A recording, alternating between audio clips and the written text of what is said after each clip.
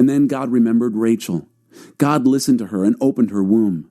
She became pregnant and had a son. She said, God has taken away my humiliation. She named him Joseph. Add, praying, may God add yet another son to me. After Rachel had had Joseph, Jacob spoke to Laban. Let me go back home. Chapter 37. Meanwhile, Jacob had settled down where his father had lived, the land of Canaan. Joseph and his brothers. This is the story of Jacob. The story continues with Joseph, 17 years old at the time, helping out his brothers in herding the flocks. These were his half-brothers, actually, the sons of his father's wives, Bilhah and Zilpah. And Joseph brought his father bad reports on them. Israel loved Joseph more than any of his other sons because he was the child of his old age, and he made him an elaborately embroidered coat. When his brothers realized that their father loved him more than them, they grew to hate him. They wouldn't even speak to him. Joseph had a dream. When he told it to his brothers, they hated him even more. He said, listen to this dream I had. We were all out in the field gathering bundles of wheat. All of a sudden, my bundle stood straight up, and your bundle circled around it and bowed down to mine. His brothers said, so you're going to rule us? You're going to boss us around? And they hated him more than ever because of his dreams and the way he talked. He had another dream and told this one also to his brothers. I dreamed another dream. The sun and moon and 11 stars bowed down to me. When he told it to his father and brothers, his father reprimanded him. What's with all this dreaming? Am I and your mother and your brothers all supposed to bow down to you? Now his brothers were really jealous, but his father brooded over the whole business. His brothers had gone off to Shechem, where they were pasturing their father's flocks. Israel said to Joseph, your brothers are with flocks in Shechem. Come, I want to send you to them. Joseph said, I'm ready. He said, go and see how your brothers and the flocks are doing, and bring me back a report. He sent him off from the valley of Hebron to Shechem. A man met him as he was wandering through the fields and asked him, what are you looking for? I'm trying to find my brothers. Do you have any idea where they are grazing their flocks? The man said, they've left here, but I overheard them say, let's go to Dothan. So Joseph took off, tracked his brothers down, and found them in Dothan. They spotted him off in the distance. By the time he got to them, they had cooked up a plot to kill him. The brothers were saying, here comes that dreamer. Let's kill him and throw him into one of these old cisterns. We can say that a vicious animal ate him up. We'll see what his dreams amount to. Reuben heard the brothers talking and intervened to save him. We're not going to kill him. No murder. Go ahead and throw him in this cistern out here in the wild, but don't hurt him. Reuben planned to go back later and get him out and take him back to his father. When Joseph reached his brothers, they ripped off the fancy coat he was wearing, grabbed him, and threw him into a cistern. The cistern was dry. There wasn't any water in it. Then they sat down to eat their supper. Looking up, they saw a caravan of Ishmaelites on their way from Gilead, their camels loaded with spices, ointments, and perfumes to sell in Egypt. Judah said, brothers, what are we going to get out of killing our brother and concealing the evidence? Let's sell him to the Ishmaelites, but let's not kill him. He is, after all, our brother, our own flesh and blood. His brothers agreed. By that time, the Midianite traders were passing by. His brothers pulled Joseph out of the cistern and sold him for 20 pieces of silver to the Ishmaelites, who took Joseph with them down to Egypt. Later, Reuben came back and went to the cistern. No Joseph. He ripped his clothes in despair. Beside himself, he went to his brothers. The boy's gone. What am I going to do? They took Joseph's coat, butchered a goat, and dipped the coat in the blood. They took the fancy coat back to their father and said, we found this. Look it over. Do you think this is your son's coat? He recognized it at once. My son's coat. A wild animal has eaten him. Joseph, torn limb from limb. Jacob tore his clothes in grief, dressed in rough burlap, and mourned his son a long, long time. His sons and daughters tried to comfort him, but he refused their comfort. I'll go to the grave mourning my son. Oh, how his father wept for him. In Egypt, The Midianites sold Joseph to Potiphar, one of Pharaoh's officials, manager of his household affairs. Chapter 38. About that time, Judah separated from his brothers and hooked up with a man in Adullam named Hira. While there, Judah met the daughter of a Canaanite named Shua. He married her. They went to bed. She became pregnant and had a son named She got pregnant again and had a son named Onan. She had still another son.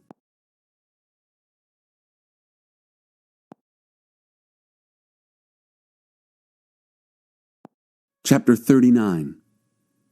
After Joseph had been taken to Egypt by the Ishmaelites, Potiphar, an Egyptian, one of Pharaoh's officials and the manager of his household, bought him from them. As it turned out, God was with Joseph, and things went very well with him. He ended up living in the home of his Egyptian master.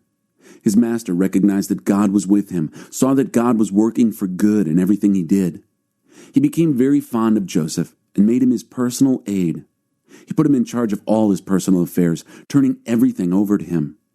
From that moment on, God blessed the home of the Egyptian, all because of Joseph. The blessing of God spread over everything he owned, at home and in the fields, and all Potiphar had to concern himself with was eating 3 meals a day. Joseph was a strikingly handsome man. As time went on, his master's wife became infatuated with Joseph, and one day said, "Sleep with me."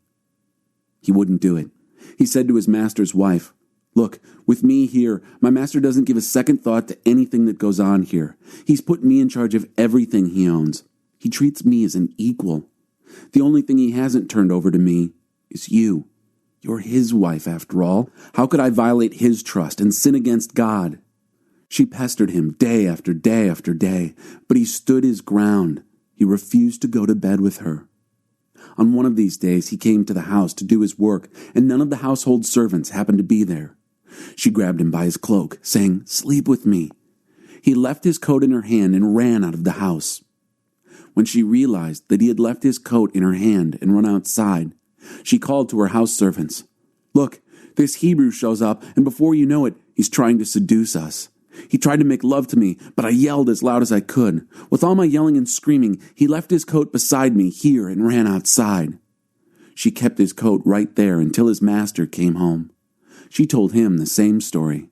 She said, "The Hebrew slave, the one you brought to us, came after me and tried to use me for his plaything. When I yelled and screamed, he left his coat with me and ran outside." When his master heard his wife's story, telling him, "These are the things your slave did to me," he was furious. Joseph's master took him and threw him into the jail where the king's prisoners were locked up. But there in jail, God was still with Joseph. He reached out in kindness to him. He put him on good terms with the head jailer. The head jailer put Joseph in charge of all the prisoners. He ended up managing the whole operation. The head jailer gave Joseph free rein, never even checked on him, because God was with him. Whatever he did, God made sure it worked out for the best. Chapter 40. As time went on, it happened that the cupbearer and the baker of the king of Egypt crossed their master, the king of Egypt. Pharaoh was furious with his 2 officials, the head cupbearer and the head baker, and put them in custody under the captain of the guard. It was the same jail where Joseph was held. The captain of the guard assigned Joseph to see to their needs. After they had been in custody for a while, the king's cupbearer and baker, while being held in the jail, both had a dream on the same night, each dream having its own meaning. When Joseph arrived in the morning, he noticed that they were feeling low. So he asked them, the 2 officials of Pharaoh, who had been thrown into jail with him, "What's wrong? Why the long faces?" They said, "We dreamed dreams, and there's no one to interpret them." Joseph said, "Don't interpretations come from God? Tell me the dreams." First, the head cupbearer told his dream to Joseph. "In my dream, there was a vine in front of me with 3 branches on it. It budded, blossomed, and the clusters ripened into grapes. I was holding Pharaoh's cup. I took the grapes, squeezed them into Pharaoh's cup, and gave the cup to Pharaoh." Joseph said, "Here's the meaning. The 3 branches are 3 days. Within 3 days, Pharaoh will get you out of here and put you back to your old work, You'll be giving Pharaoh his cup just as you used to do when you were his cupbearer. Only remember me when things are going well with you again. Tell Pharaoh about me and get me out of this place. I was kidnapped from the land of the Hebrews, and since I've been here, I've done nothing to deserve being put in this hole." When the head baker saw how well Joseph's interpretation turned out, he spoke up. "My dream went like this. I saw 3 wicker baskets on my head. The top basket had assorted pastries from the bakery, and birds were picking at them from the basket on my head." Joseph said, "This is the interpretation. The 3 baskets are 3 days. Within 3 days, Pharaoh will take off your head, impale you on a post, and the birds will pick your bones clean." And sure enough, on the 3rd day, it was Pharaoh's birthday, and he threw a feast for all his servants. He set the head cupbearer and the head baker in places of honor in the presence of all the guests. Then he restored the head cupbearer to his cupbearing post. He handed Pharaoh his cup just as before, and then he impaled the head baker on a post, following Joseph's interpretations exactly. But the head cupbearer never gave Joseph another thought. He forgot all about him. Chapter 41. 2 years passed, and Pharaoh had a dream. He was standing by the Nile River. 7 cows came up out of the Nile, all shimmering with health, and grazed on the marsh grass. Then 7 other cows, all skin and bones, came up out of the river after them, and stood by them on the bank of the Nile. The skinny cows ate the 7 healthy cows. Then Pharaoh woke up. He went back to sleep and dreamed a second time. 7 ears of grain, full-bodied and lush, grew out of a single stalk. Then 7 more ears grew up, but these were thin and dried out by the east wind. The thin ears swallowed up the full, healthy ears. Then Pharaoh woke up. Another dream. When morning came, he was upset. He sent for all the magicians and sages of Egypt. Pharaoh told them his dreams, but they couldn't interpret them to him. The head cupbearer then spoke up and said to Pharaoh, "I just now remembered something. I'm sorry. I should have told you this long ago. Once, when Pharaoh got angry with his servants, he locked me and the head baker in the house of the captain of the guard. We both had dreams on the same night, each dream with its own meaning. It so happened that there was a young Hebrew slave there with us. He belonged to the captain of the guard. We told him our dreams, and he interpreted them for us, each dream separately. Things turned out just as he interpreted. I was returned to my position, and the head baker was impaled. Pharaoh at once sent for Joseph. They brought him on the run from the jail cell. He cut his hair, put on clean clothes, and came to Pharaoh. "I dreamed a dream," Pharaoh told Joseph. "Nobody can interpret it. But I've heard that just by hearing a dream, you can interpret it." Joseph answered, "Not I, but God. God will set Pharaoh's mind at ease." Then Pharaoh said to Joseph, "In my dream, I was standing on the bank of the Nile. 7 cows, shimmering with health, came up out of the river and grazed on the marsh grass. On their heels, 7 more cows, all skin and bones, came up. I've never seen uglier cows anywhere in Egypt. Then the 7 skinny, ugly cows ate up the first 7 healthy cows. But you couldn't tell by looking. After eating them up, they were just as skinny and ugly as before. Then I woke up. In my second dream, I saw 7 ears of grain, full-bodied and lush, growing out of a single stalk, and right behind them, 7 other ears, shriveled, thin, and dried out by the east wind. And the thin ears swallowed up the full ears. I've told all this to the magicians, but they can't figure it out." Joseph said to Pharaoh, "Pharaoh's 2 dreams both mean the same thing. God is telling Pharaoh what he is going to do. The 7 healthy cows are 7 years, and the 7 healthy ears of grain are 7 years. They're the same dream. The 7 sick and ugly cows that followed them up are 7 years, and the 7 scrawny ears of grain dried out by the east wind are the same, 7 years of famine. The meaning is what I said earlier. God is letting Pharaoh in on what he's going to do. 7 years of plenty are on their way throughout Egypt, but on their heels will come 7 years of famine, leaving no trace of the Egyptian plenty. As the country is emptied by famine, there won't be even a scrap left of the previous plenty. The famine will be total. The fact that Pharaoh dreamed the same dream twice emphasizes God's determination to do this, and do it soon. So, Pharaoh needs to look for a wise and experienced man and put him in charge of the country. Then, Pharaoh needs to appoint managers throughout the country of Egypt to organize it during the years of plenty. Their job will be to collect all the food produced in the good years ahead and stockpile the grain under Pharaoh's authority, storing it in the towns for food. This grain will be held back to be used later during the 7 years of famine that are coming on Egypt. This way, the country won't be devastated by the famine. This seemed like a good idea to Pharaoh and his officials. Then Pharaoh said to his officials, "Isn't this the man we need? Are we going to find anyone else who has God's spirit in him like this?" So Pharaoh said to Joseph, "You're the man for us. God has given you the inside story. No one is as qualified as you in experience and wisdom. From now on, you're in charge of my affairs. All my people will report to you. Only as king will I be over you." So Pharaoh commissioned Joseph. "I'm putting you in charge of the entire country of Egypt." Then Pharaoh removed his signet ring from his finger and slipped it on Joseph's hand. He outfitted him in robes of the best linen and put a gold chain around his neck. He put the second-in-command chariot at his disposal, and as he rode, people shouted, "Bravo!" Joseph was in charge of the entire country of Egypt. Pharaoh told Joseph, "I am Pharaoh, but no one in Egypt will make a single move without your stamp of approval." Then Pharaoh gave Joseph an Egyptian name, Zaphenath-Paneah. God speaks, and he lives.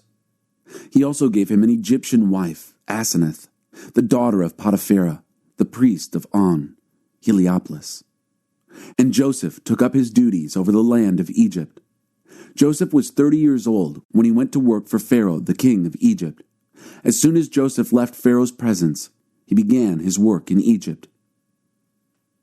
During the next 7 years of plenty, the land produced bumper crops. Joseph gathered up the food of the 7 good years in Egypt and stored the food in cities. In each city, he stockpiled surplus from the surrounding fields. Joseph collected so much grain, it was like the sand of the ocean, that he finally quit keeping track. Joseph had 2 sons born to him before the years of famine came. Asenath, daughter of Potiphar, the priest of On, was their mother. Joseph named the firstborn Manasseh, forget, saying, "God made me forget all my hardships and my parental home." He named his second son Ephraim, double prosperity, saying, "God has prospered me in the land of my sorrow." Then Egypt's 7 good years came to an end, and the 7 years of famine arrived, just as Joseph had said. All countries experienced famine. Egypt was the only country that had bread. When the famine spread throughout Egypt, the people called out in distress to Pharaoh, calling for bread. He told the Egyptians, "Go to Joseph, do what he tells you." As the famine got worse all over the country, Joseph opened the storehouses and sold emergency supplies to the Egyptians. The famine was very bad. Soon, the whole world was coming to buy supplies from Joseph. The famine was bad all over. Chapter 42. When Jacob learned that there was food in Egypt, he said to his sons, "Why do you sit around here and look at one another? I've heard that there is food in Egypt. Go down there and buy some so that we can survive and not starve to death."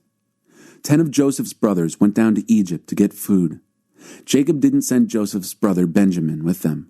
He was afraid that something bad might happen to him. So Israel's sons joined everyone else that was going to Egypt to buy food, for Canaan, too, was hit hard by the famine. Joseph was running the country. He was the one who gave out rations to all the people. When Joseph's brothers arrived, they treated him with honor, bowing to him.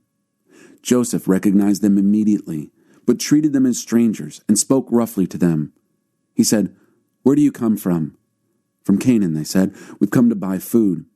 Joseph knew who they were, but they didn't know who he was. Joseph, remembering the dreams he had dreamed of them, said, "You're spies. You've come to look for our weak spots."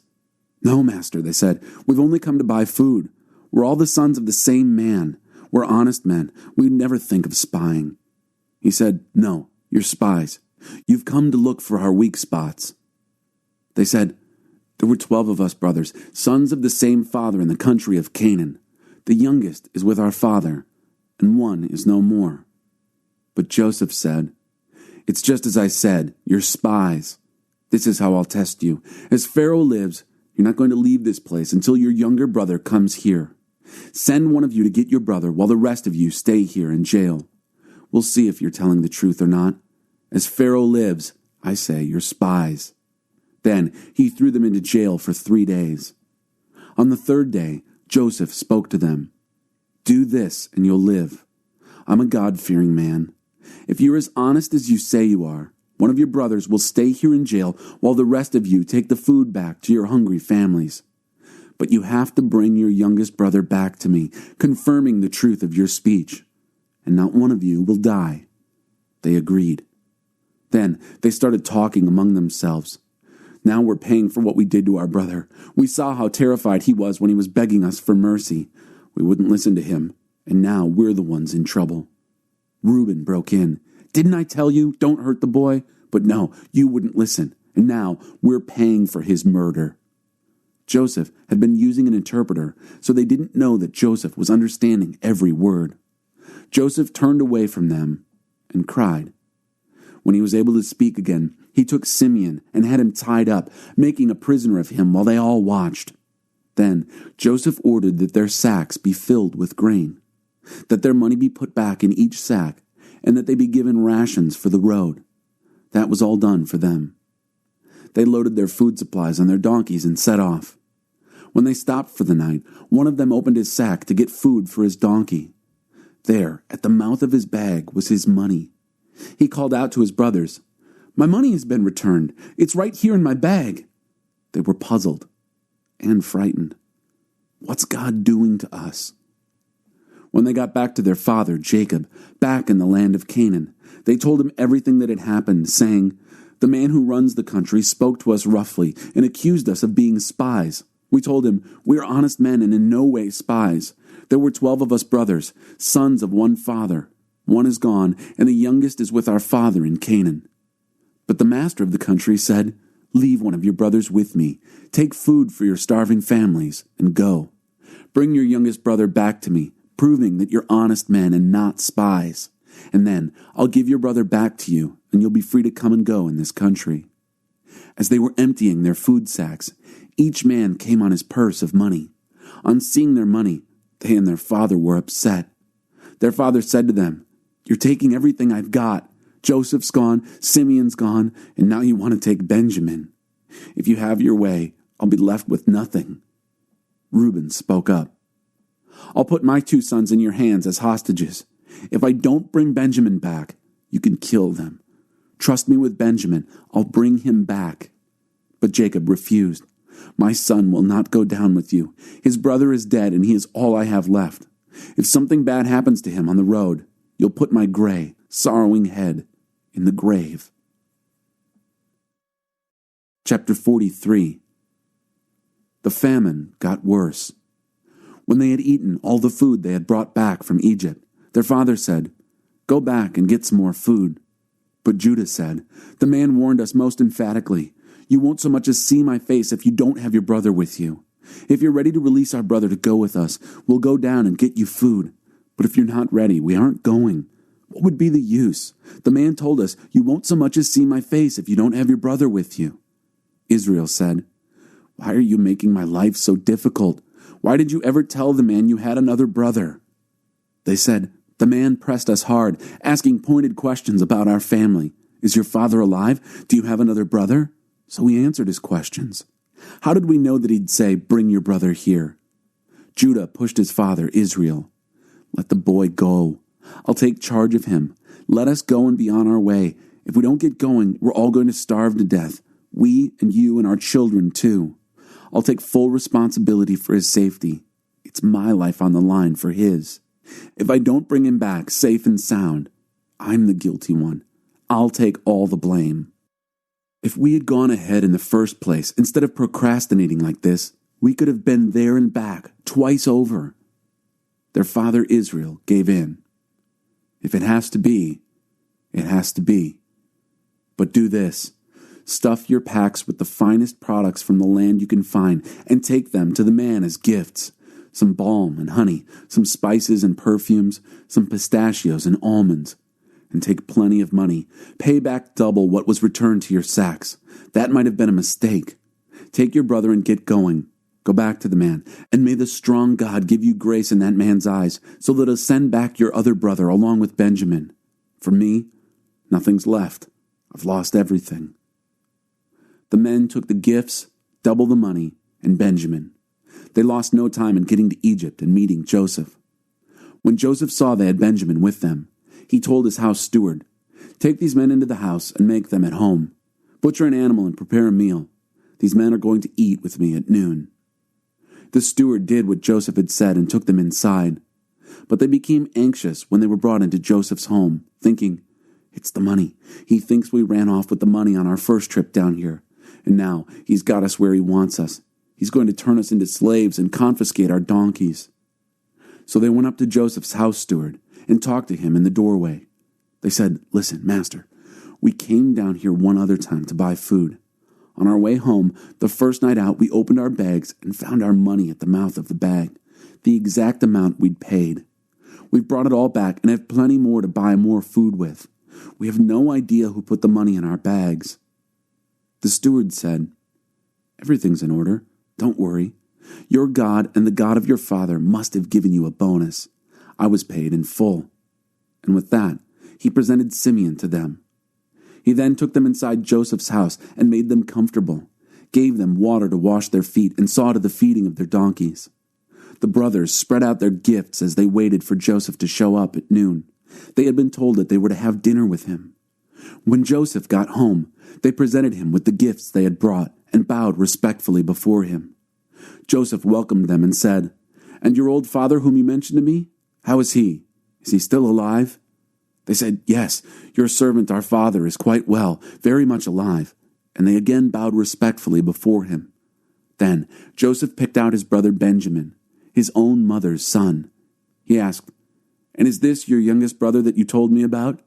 Then he said, "God be gracious to you, my son."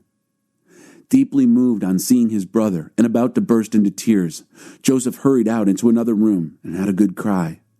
Then he washed his face, got a grip on himself, and said, "Let's eat." Joseph was served at his private table, the brothers off by themselves and the Egyptians off by themselves. Egyptians won't eat at the same table with Hebrews. It's repulsive to them. The brothers were seated facing Joseph, arranged in order of their age, from the oldest to the youngest. They looked at one another, wide-eyed, wondering what would happen next. When the brothers' plates were served from Joseph's table, Benjamin's plate came piled high, far more so than his brothers'. And so the brothers feasted with Joseph, drinking freely. Chapter 44. Joseph ordered his house steward, "Fill the men's bags with food, all they can carry, and replace each one's money at the top of the bag.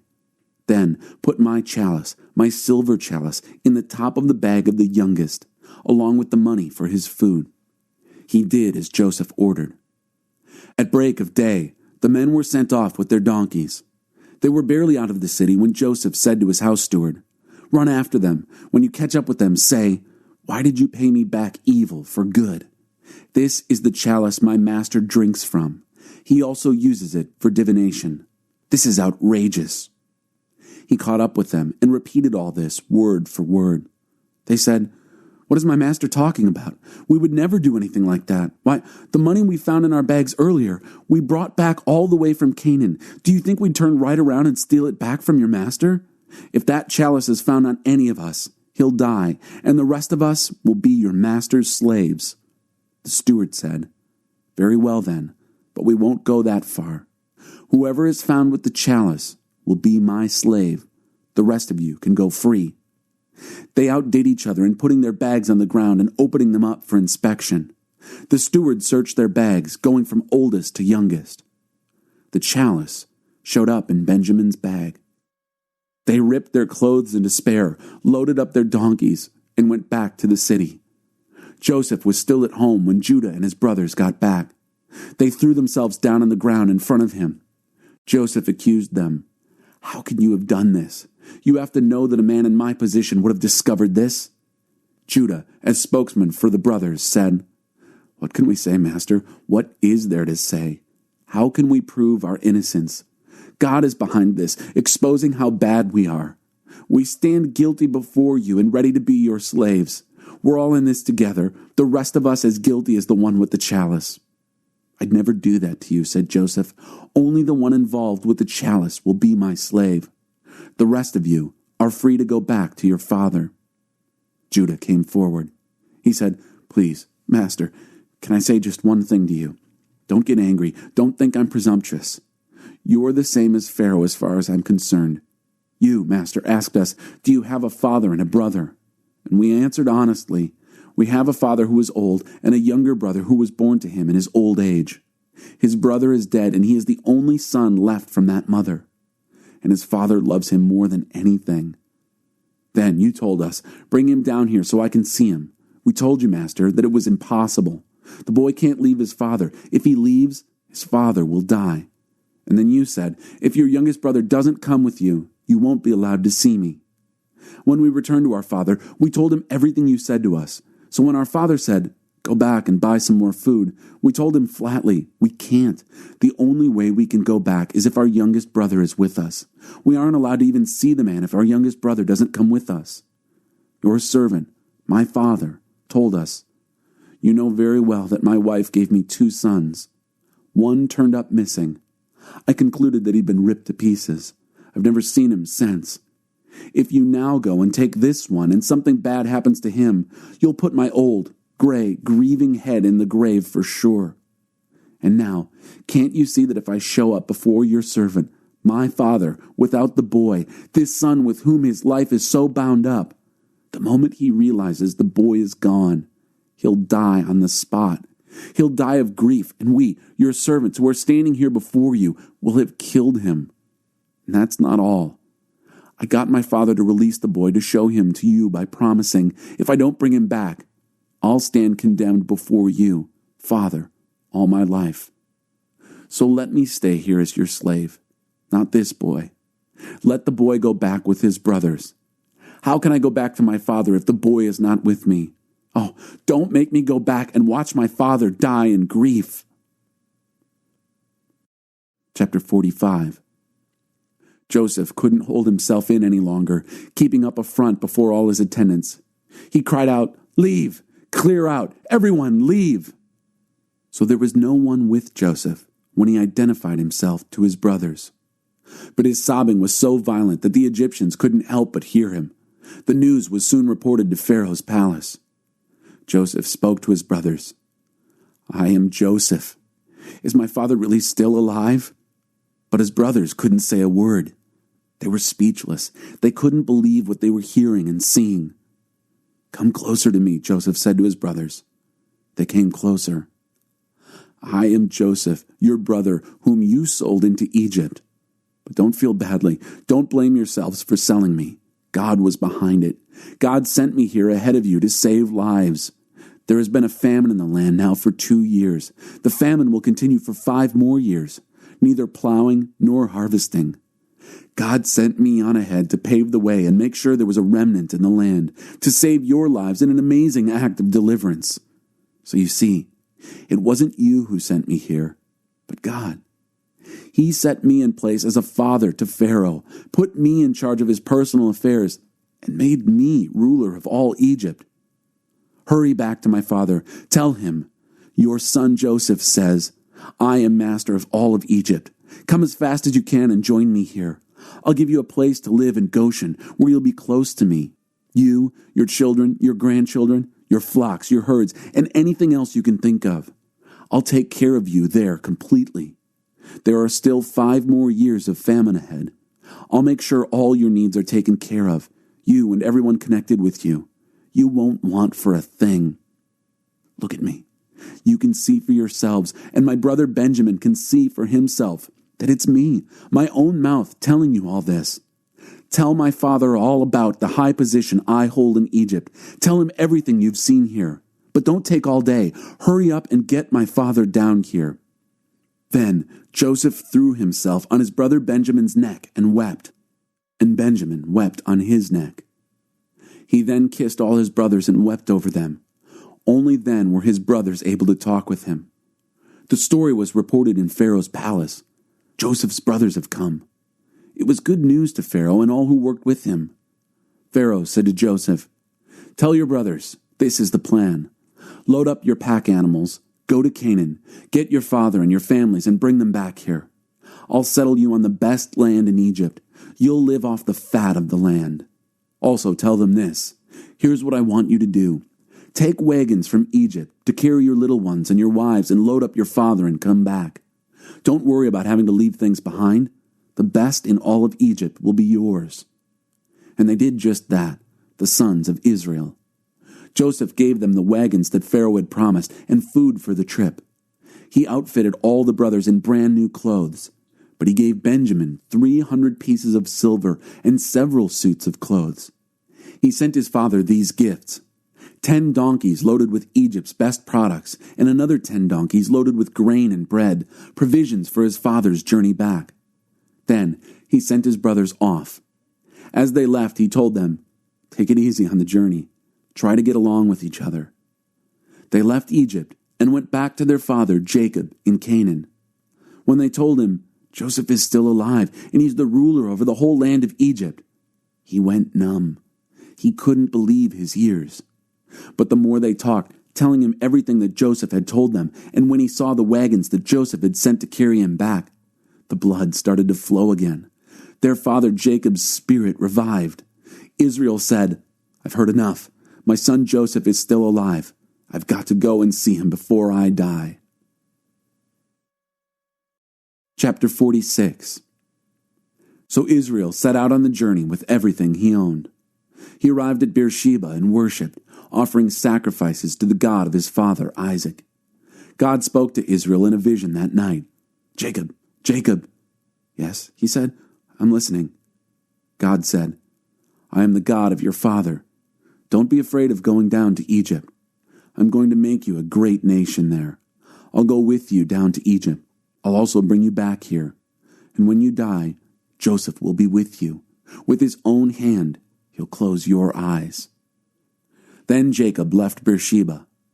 Israel's sons loaded their father and their little ones and their wives on the wagons Pharaoh had sent to carry him. They arrived in Egypt with the livestock and the wealth they had accumulated in Canaan. Jacob brought everyone in his family with him, sons and grandsons, daughters and granddaughters, everyone. These are the names of the Israelites, Jacob and his descendants, who went to Egypt. Reuben, Jacob's firstborn. Reuben's sons, Hanok, Palu, Hezron, and Carmi. Simeon's sons, Jemuel, Jamin, Ohad, Jachin, Zohar, and Shael, the son of a Canaanite woman.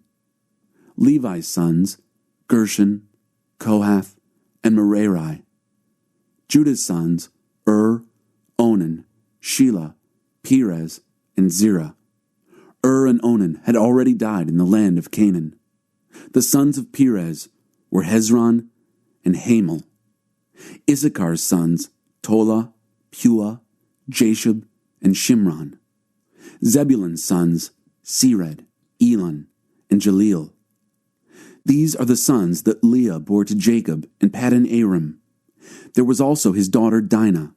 Altogether, sons and daughters, they numbered 33.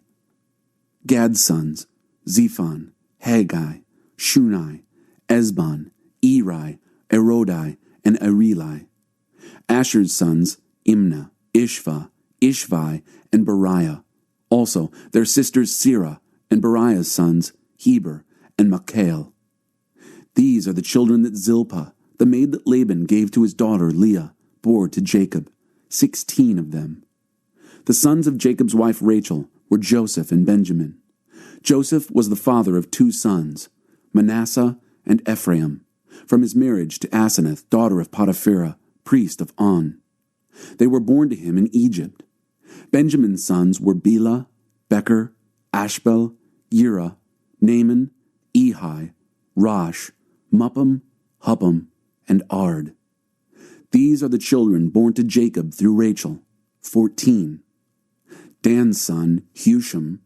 Naphtali's sons, Jaziel, Guni, Jezer, and Shillem. These are the children born to Jacob through Bilhah, the maid Laban had given to his daughter Rachel, 7. Summing up, all those who went down to Egypt with Jacob, his own children, not counting his sons' wives, numbered 66. Counting in the 2 sons born to Joseph in Egypt, the members of Jacob's family who ended up in Egypt numbered 70. Jacob sent Judah on ahead to get directions to Goshen from Joseph. When they got to Goshen, Joseph gave orders for his chariot and went to Goshen to meet his father Israel.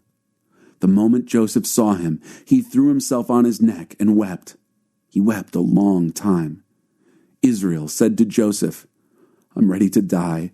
I've looked into your face. You are indeed alive." Joseph then spoke to his brothers and his father's family. "I'll go and tell Pharaoh, my brothers and my father's family, all of whom lived in Canaan, have come to me. The men are shepherds. They've always made their living by raising livestock. And they've brought their flocks and herds with them, along with everything else they own. When Pharaoh calls you in and asks what kind of work you do, tell him, 'Your servants have always kept livestock for as long as we can remember, we and our parents also.' That way, he'll let you stay apart in the area of Goshen, for Egyptians look down on anyone who is a shepherd." Chapter 47. Joseph went to Pharaoh and told him, "My father and brothers, with their flocks and herds and everything they own, have come from Canaan. Right now, they are in Goshen." He had taken 5 of his brothers with him and introduced them to Pharaoh. Pharaoh asked them, "What kind of work do you do?" "Your servants are shepherds, the same as our fathers were. We have come to this country to find a new place to live. There is no pasture for our flocks in Canaan. The famine has been very bad there. Please, would you let your servants settle in the region of Goshen?" Pharaoh looked at Joseph. "So, your father and brothers have arrived. A reunion. Egypt welcomes them. Settle your father and brothers on the choicest land. Yes, give them Goshen. And if you know any among them that are especially good at their work, put them in charge of my own livestock." Next, Joseph brought his father Jacob in and introduced him to Pharaoh. Jacob blessed Pharaoh. Pharaoh asked Jacob, "How old are you?" Jacob answered Pharaoh, "The years of my sojourning are 130, a short and hard life, and not nearly as long as my ancestors were given." Then Jacob blessed Pharaoh and left. Joseph settled his father and brothers in Egypt, made them proud owners of choice land. It was the region of Ramses, that is, Goshen, just as Pharaoh had ordered. Joseph took good care of them, his father and brothers and all his father's family, right down to the smallest baby. He made sure they had plenty of everything. The time eventually came when there was no food anywhere. The famine was very bad. Egypt and Canaan alike were devastated by the famine. Joseph collected all the money that was to be found in Egypt and Canaan to pay for the distribution of food. He banked the money in Pharaoh's palace. When the money from Egypt and Canaan had run out, the Egyptians came to Joseph. "Food! Give us food! Are you going to watch us die right in front of you? The money is all gone." Joseph said, "Bring your livestock. I'll trade you food for livestock since your money's run out." So they brought Joseph their livestock. He traded them food for their horses, sheep, cattle, and donkeys. He got them through that year in exchange for all their livestock. When that year was over, the next year rolled around, and they were back, saying, "Master, it's no secret to you that we're broke. Our money's gone, and we've traded you all our livestock. We've nothing left to barter with but our bodies and our farms. What use are our bodies and our land if we stand here and starve to death right in front of you? Trade us food for our bodies and our land. We'll be slaves to Pharaoh and give up our land. All we ask is seed for survival, just enough to live on and keep the farms alive." So Joseph bought up all the farms in Egypt for Pharaoh. Every Egyptian sold his land. The famine was that bad. That's how Pharaoh ended up owning all the land, and the people ended up slaves. Joseph reduced the people to slavery from one end of Egypt to the other. Joseph made an exception for the priests. He didn't buy their land because they received a fixed salary from Pharaoh and were able to live off that salary, so they didn't need to sell their land. Joseph then announced to the people, Here's how things stand. I've bought you and your land for Pharaoh. In exchange, I'm giving you seed so you can plant the ground. When the crops are harvested, you must give a fifth to Pharaoh and keep 4/5 for yourselves, for seed for yourselves and your families. You're going to be able to feed your children." They said, "You've saved our lives. Master, we're grateful and glad to be slaves to Pharaoh." Joseph decreed a land law in Egypt that is still in effect. A fifth goes to Pharaoh. Only the priests' lands were not owned by Pharaoh. And so Israel settled down in Egypt in the region of Goshen. They acquired property and flourished. They became a large company of people. Jacob lived in Egypt for 17 years. In all, he lived 147 years. When the time came for Israel to die, he called his son Joseph and said, "Do me this favor. Put your hand under my thigh, a sign that you're loyal and true to me to the end. Don't bury me in Egypt. When I lie down with my fathers, carry me out of Egypt and bury me alongside them." "I will," he said. "I'll do what you've asked." Israel said, "Promise me." Joseph promised. Israel bowed his head in submission and gratitude from his bed. Chapter 48. Sometime after this conversation, Joseph was told, "Your father is ill." He took his 2 sons, Manasseh and Ephraim, and went to Jacob. When Jacob was told, "Your son Joseph has come," he roused himself and sat up in bed. Jacob said to Joseph, "The strong God appeared to me at Luz in the land of Canaan and blessed me. He said, 'I'm going to make you prosperous and numerous, turn you into a congregation of tribes, and I'll turn this land over to your children coming after you as a permanent inheritance.' I'm adopting your 2 sons who were born to you here in Egypt before I joined you. They have equal status with Reuben and Simeon. But any children born after them are yours. They will come after their brothers in matters of inheritance. I want it this way because, as I was returning from Paddan, your mother, Rachel, to my deep sorrow, died as we were on our way through Canaan when we were only a short distance from Ephrath, now called Bethlehem." Just then, Jacob noticed Joseph's sons and said, "Who are these?" Joseph told his father, "They are my sons, whom God gave to me in this place." "Bring them to me," he said, "so I can bless them." Israel's eyesight was poor from old age. He was nearly blind. So Joseph brought them up close. Old Israel kissed and embraced them, and then said to Joseph, "I never expected to see your face again, and now God has let me see your children as well." Joseph took them from Israel's knees and bowed respectfully, his face to the ground. Then Joseph took the 2 boys, Ephraim with his right hand, setting him to Israel's left, and Manasseh with his left hand, setting him to Israel's right, and stood them before him. But Israel crossed his arms and put his right hand on the head of Ephraim, who was the younger, and his left hand on the head of Manasseh, the firstborn. Then he blessed them. "The God before whom walked my fathers Abraham and Isaac, the God who has been my shepherd all my life long to this very day, the angel who delivered me from every evil, bless the boys. May my name be echoed in their lives and the names of Abraham and Isaac, my fathers, and may they grow, covering the earth with their children." When Joseph saw that his father had placed his right hand on Ephraim's head, he thought he had made a mistake, so he took hold of his father's hand to move it from Ephraim's head to Manasseh's, saying, "That's the wrong head, father. The other one is the firstborn. Place your right hand on his head." But his father wouldn't do it. He said, "I know, my son, but I know what I'm doing. He also will develop into a people, and he also will be great.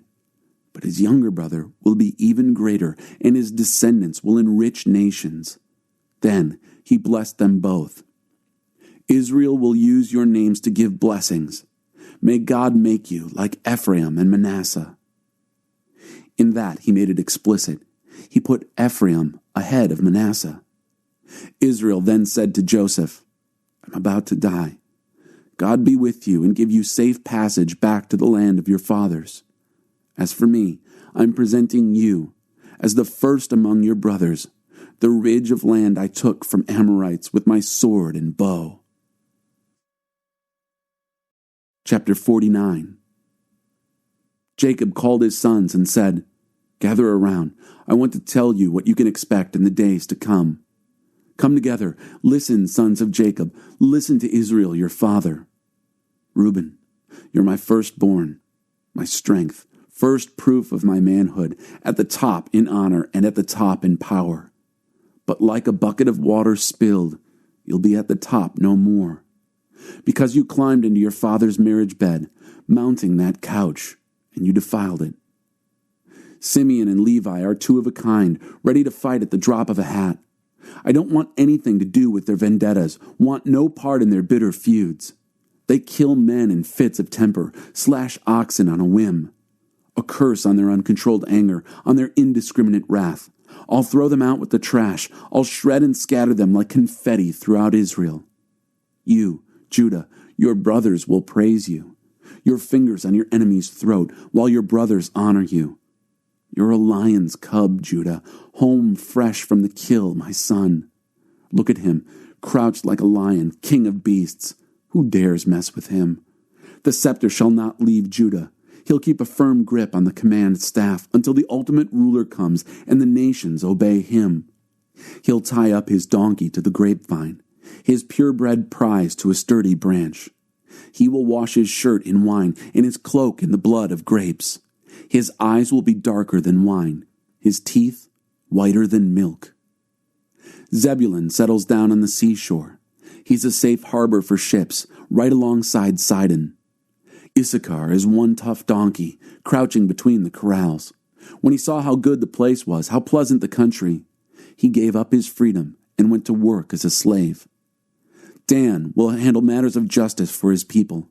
He will hold his own just fine among the tribes of Israel.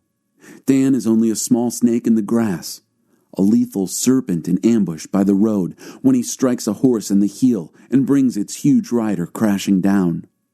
I wait in hope for your salvation, God. Gad will be attacked by bandits, but he will trip them up. Asher will become famous for rich foods, candies and sweets fit for kings. Naphtali is a deer running free that gives birth to lovely fawns. Joseph is a wild donkey by a spring, spirited donkeys on a hill. The archers with malice attacked, shooting their hate-tipped arrows, but he held steady under fire, his bow firm, his arms limber. With the backing of the champion of Jacob, the shepherd, the rock of Israel. The God of your father, may he help you. And may the strong God, may he give you his blessings. Blessings tumbling out of the skies, blessings bursting up from the earth, blessings of breasts and womb. May the blessings of your father exceed the blessings of the ancient mountains, surpass the delights of the eternal hills. May they rest on the head of Joseph, on the brow of the one consecrated among his brothers. Benjamin is a ravenous wolf. All morning he gorges on his kill. At evening, divides up what's left over. All these are the tribes of Israel, the 12 tribes, and this is what their father said to them as he blessed them, blessing each one with his own special farewell blessing. Then he instructed them, I am about to be gathered to my people. Bury me with my fathers in the cave which is in the field of Ephron the Hittite, the cave in the field of Machpelah, facing Mamre, in the land of Canaan, the field Abraham bought from Ephron the Hittite for a burial plot. Abraham and his wife Sarah were buried there. Isaac and his wife Rebekah were buried there. I also buried Leah there. The field and the cave were bought from the Hittites. Jacob finished instructing his sons, pulled his feet into bed, breathed his last, and was gathered to his people. Chapter 50. Joseph threw himself on his father, wept over him, and kissed him. Joseph then instructed the physicians in his employ to embalm his father. The physicians embalmed Israel. The embalming took 40 days, the period required for embalming. There was public mourning by the Egyptians for 70 days. When the period of mourning was completed, Joseph petitioned Pharaoh's court. If you have reason to think kindly of me, present Pharaoh with my request. My father made me swear, saying, I am ready to die. Bury me in the grave plot that I prepared for myself in the land of Canaan. Please, give me leave to go up and bury my father. Then I'll come back." Pharaoh said, "Certainly, go and bury your father as he has made you promise under oath." So Joseph left to bury his father, and all the high-ranking officials from Pharaoh's court went with him, all the dignitaries of Egypt, joining Joseph's family, his brothers and his father's family. Their children and flocks and herds were left in Goshen. Chariots and horsemen accompanied them. It was a huge funeral procession. Arriving at the Atad threshing floor, just across the Jordan River, they stopped for a period of mourning, letting their grief out in loud and lengthy lament.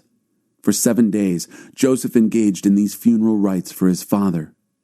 When the Canaanites who lived in that area saw the grief being poured out at the Atad threshing floor, they said, "Look how deeply the Egyptians are mourning."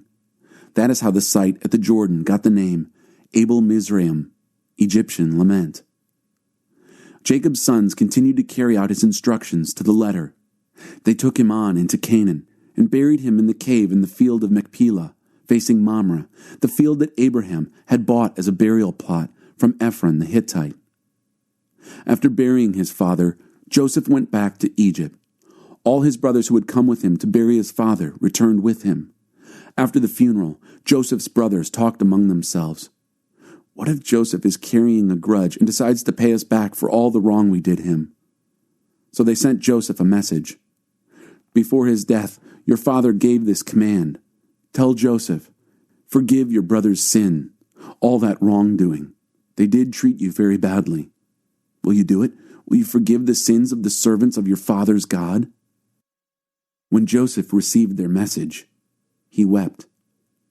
Then the brothers went in person to him, threw themselves on the ground before him, and said, "We'll be your slaves." Joseph replied, "Don't be afraid. Do I act for God? Don't you see? You planned evil against me, but God used those same plans for my good, as you see all around you right now, life for many people. Easy now, you have nothing to fear. I'll take care of you and your children." He reassured them, speaking with them heart to heart. Joseph continued to live in Egypt with his father's family. Joseph lived 110 years. He lived to see Ephraim's sons into the 3rd generation. The sons of Machir, Manasseh's son, were also recognized as Joseph's. At the end, Joseph said to his brothers, "I am ready to die. God will most certainly pay you a visit and take you out of this land and back to the land he so solemnly promised to Abraham, Isaac, and Jacob." Then Joseph made the sons of Israel promise under oath, "When God makes his visitation, make sure you take my bones with you as you leave here." Joseph died at the age of 110 years. They embalmed him and placed him in a coffin in Egypt. Exodus chapter 1. These are the names of the Israelites who went to Egypt with Jacob, each bringing his family members: Reuben, Simeon, Levi, and Judah; Issachar, Zebulun, and Benjamin; Dan and Naphtali, Gad, and Asher. 70 persons in all generated by Jacob's seed. Joseph was already in Egypt. Then Joseph died, and all his brothers, that whole generation. But the children of Israel kept on reproducing. They were very prolific, a population explosion in their own right, and the land was filled with them. A new king who didn't know Joseph. A new king came to power in Egypt who didn't know Joseph. He spoke to his people in alarm. "There are way too many of these Israelites for us to handle. We've got to do something. Let's devise a plan to contain them, lest if there's a war, they should join our enemies or just walk off and leave us." So they organized them into work gangs